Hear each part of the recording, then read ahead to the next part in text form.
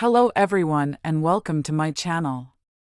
Today I'm going to summarize the book Fire in America, A Cultural History of Wildland and Rural Fire by Stephen J. Pyne. This book explores how different American cultures have interacted with fire, from prehistoric times to the present day, and how fire has shaped the landscape and the history of the continent. But before we dive into the book, let's talk about what are wildfires and why do they happen. Wildfires are uncontrolled fires that burn in natural areas, such as forests, grasslands, or savannas. They can be caused by natural factors, such as lightning strikes, volcanic eruptions, or dry weather, or by human factors, such as arson, campfires, or agricultural burning. Wildfires can have both positive and negative effects on the environment and society.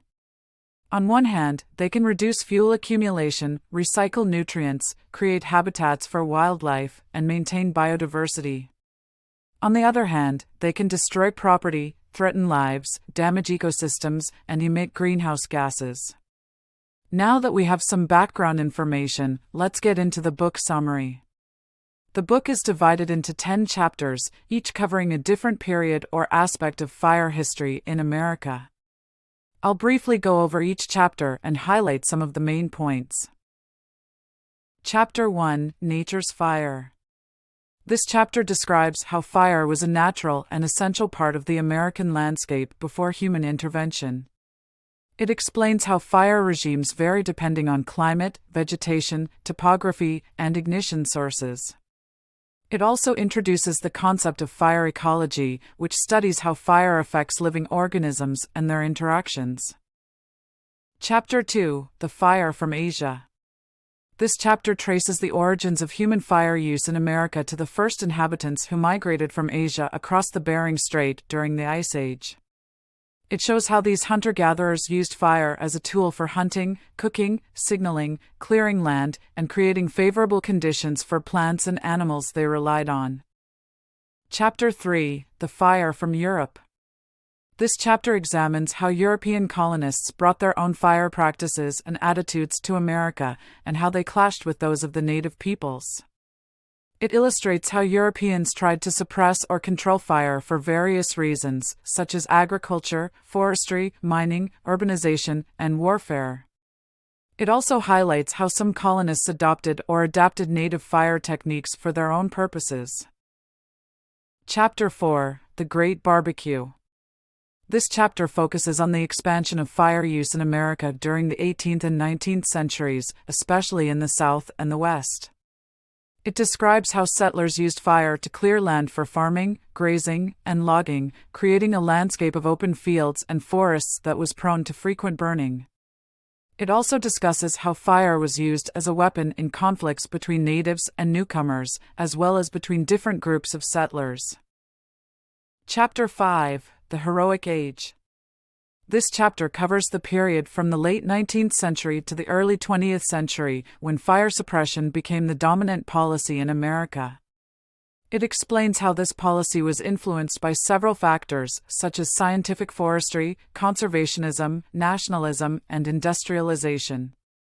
It also describes how fire suppression was implemented by various agencies and organizations, such as the U.S. Forest Service, the Civilian Conservation Corps, and the National Park Service. It also mentions some of the major fires that occurred during this period, such as the Great Fire of 1910, the Peshtigo Fire of 1871, and the Chicago Fire of 1871. Chapter 6: A Continental Experiment. This chapter analyzes the consequences of fire suppression in America during the 20th century. It shows how fire exclusion altered the natural fire regimes and ecosystems, leading to fuel accumulation, insect outbreaks, disease epidemics, and increased fire severity. It also explores how fire suppression affected social and economic aspects, such as rural development, recreation, tourism, and firefighting costs. Chapter 7: The Cold War on Fire. This chapter reviews the changes and challenges that fire management faced in America after World War II. It explains how fire policy shifted from suppression to prevention, detection, and prescribed burning. It also examines how fire science and technology advanced, such as aerial firefighting, fire behavior modeling, and remote sensing.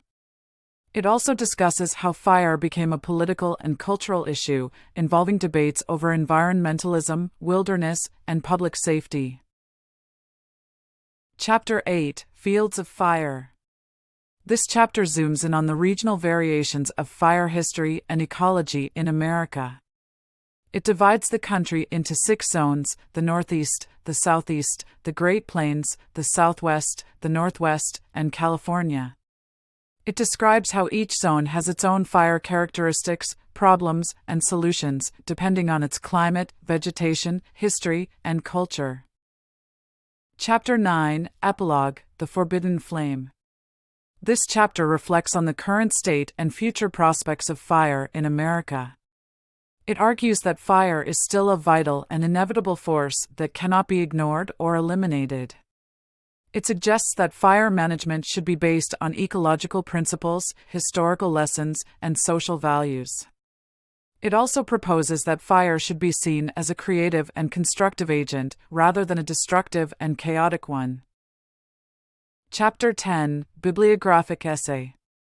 This chapter provides a comprehensive overview of the sources and literature that the author used to write the book. It covers topics such as fire ecology, fire history, fire policy, fire science, fire technology, and fire culture.